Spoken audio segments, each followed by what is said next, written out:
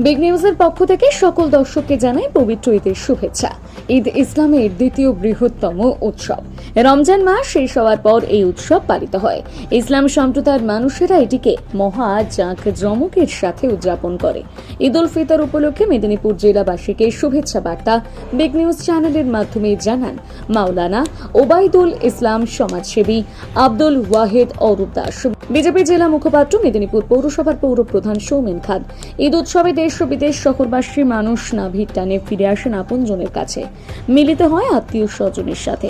এদিন সকল শ্রেণীর পেশার মানুষ কাঁধে কাঁধ মিলিয়ে এক কাতারে সামিল হন এবং ঈদের আনন্দকে ভাগাভাগি করে নেন।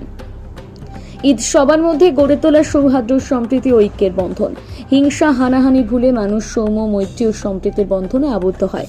ঈদ ধনী গরিব নির্বিশেষে সকলের জীবনে আনন্দের বার্তা বয়ে নিয়ে আসে।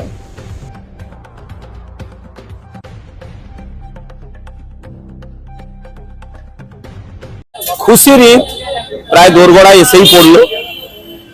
স্বাভাবিকভাবে বিগ নিউজের প্রতিটি দর্শককে, শুভানুধ্যায়ীকে আমার তরফ থেকে এই খুশির ঈদের অনেক অনেক শুভেচ্ছা। স্বাভাবিকভাবেই চারিদিকে একটা খুশির আমেজ।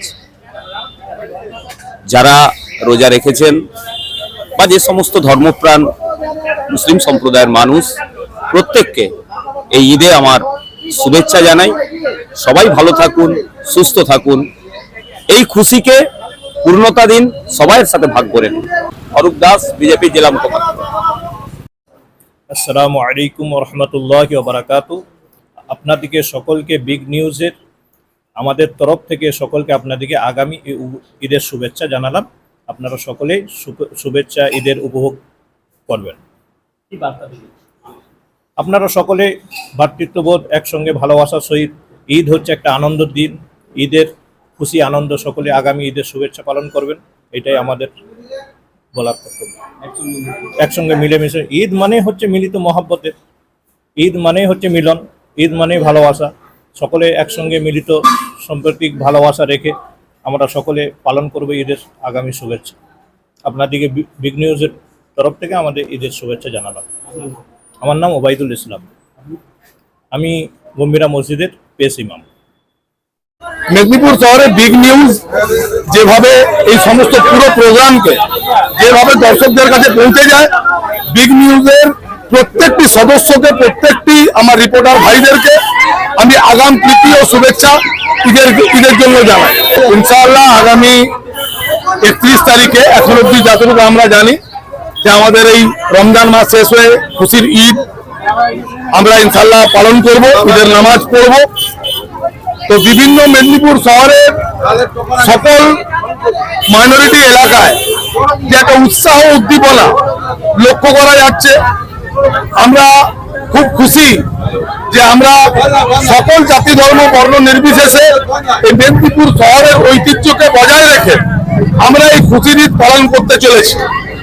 এবং আমি আমার ব্যক্তিগত দিক দিয়ে এইটুকু বার্তা দিতে চাই, মেদিনীপুর শান্তির শহর, মেদিনীপুর ঐতিহ্যবাহী শহর, মেদিনীপুর স্বাধীনতার শহর। এই শহরে আমরা যেমন কালী পুজো পালন করি, আমরা দুর্গা পূজা পালন করি, আমরা ঈদও পালন করি, আমরা মহরমও পালন করি। তো এইরকমই ভাবে সামনে খুশির ঈদ, সকলকে, সারা মেদিনীপুরবাসীকে ঈদের আগাম শুভেচ্ছা, প্রীতি, সালাম ও ভালোবাসা জানাই। আমি আব্দুল ওয়াহিদ। বাংলার মাননীয় মুখ্যমন্ত্রী মমতা বন্দ্যোপাধ্যায় সারা মেদিনীপুর শহরবাসীকে আমাদের মাধ্যমে ঈদের শুভেচ্ছা জানিয়েছেন।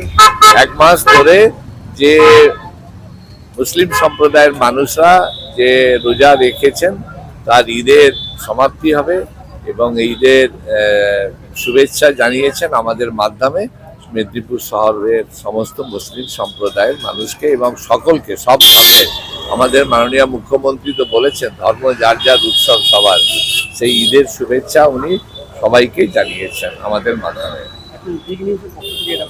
বিগ নিউজের পক্ষ থেকে আমরা মেদিনীপুর শহরের পৌরসভার পক্ষ থেকে ধন্যবাদ জানাই তারা এই ধরনের সম্প্রচার করার জন্য।